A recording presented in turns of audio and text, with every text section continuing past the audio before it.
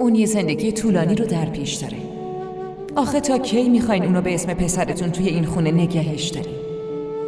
خاله، از من میشنوید هرچه زودتر زرین رو دوباره برگردونی.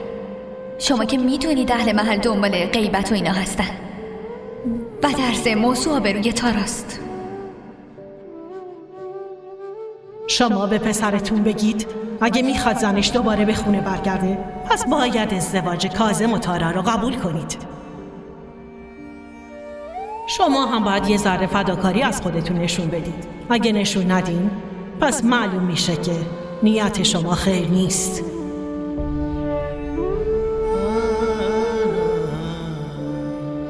کسی که میمیره زیر خاک میره و دیگه بر نمیگرده مادر جون. اما یه آدم زنده رو اینطوری بکشن خیلی سخته.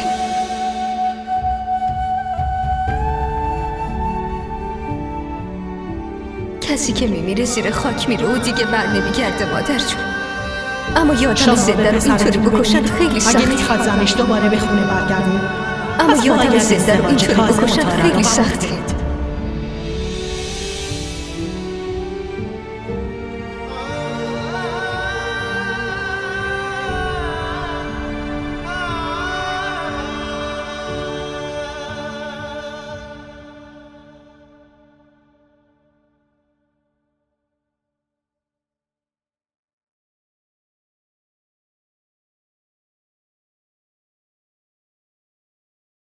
صبونتون آوردم مادر جون.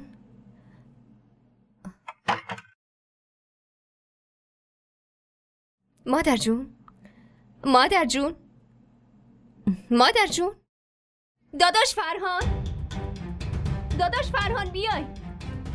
مادر جون، مادر جون چه شده؟ داداش فرهان بیای. داداش فرهان. مادر چه شده؟ نمیدونم چه شده، بیدار نمیشه. مادر مادر جون، مادر جون.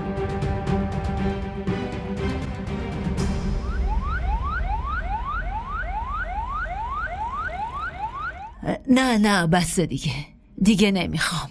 لطفاً چند قاشق دیگه هم بخورین مادر. نمیخوام.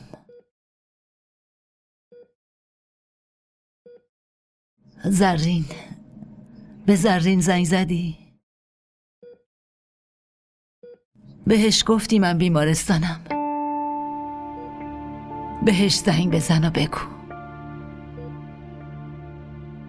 ولش کنین مادر. الان بازی حرفی میزن و حالتون بدتر از این میشه. چیزی نمیگه پسرمون وقتی بفهمه من بیمارستانم. ببین چطوری بدو میاد پیشم. بهش زنگ بزن. آفرین.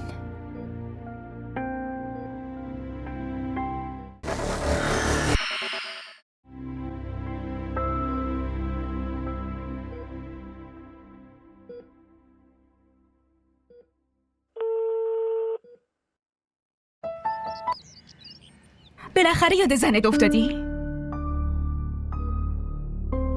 مادر بیمارستانه.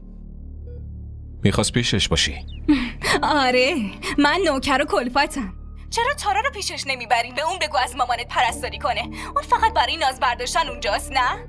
ببینم شما دلتون میخواد من و دایه بچه و پرستار خاله بکنی؟ خوب گوشاتو باز کن فرهان. تا وقتی شرط مامانمو قبول نکنی من به اون خونه بر نمیگردم. و اگه شرطو قبول نمیکنی پس چند قرون خرج کن و پرستار بگیر، چون من از آدمای بی احساس پرستاری نمیکنم. شنیدی؟ وای، چقدر عروستون زبون درازه. پشت سر مادر شوهرش این همه حرف زد.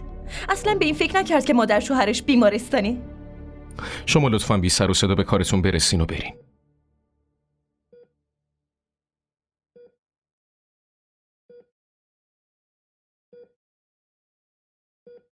مادر،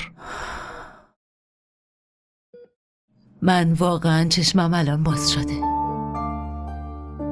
و به یه نتیجه رسیدم.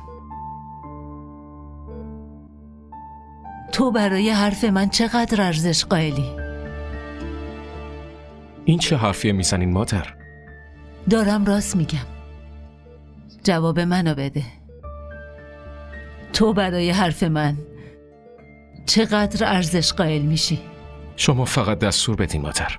من میرم براتون زرین رو بیارم. نه خیر. تو دیگه باید ازدواج کنی. ازدواج دوم. اونم با دخترم تارا.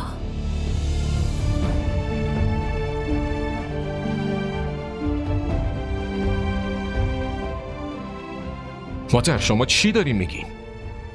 من چطور میتونم با تو رو ازدواج کنم؟ اون همسر برادرمه. حتی برای اون جونشم میداد. من نمیتونم به هیچ وجه جای آرمانو بگیرم. نه خیر پسرم. تو نیازی نیست جای آرمانو بگیری. برعکس تو توی زندگی تارا برای خودت جا باز میکنی تا به اون توی جامعه همون مقامی داده بشه که اون حقشه و حق داره. من میدونم که برای تو کار خیلی سختیه پسرم، اما به خاطر آبروی تارا باید این کارو بکنی.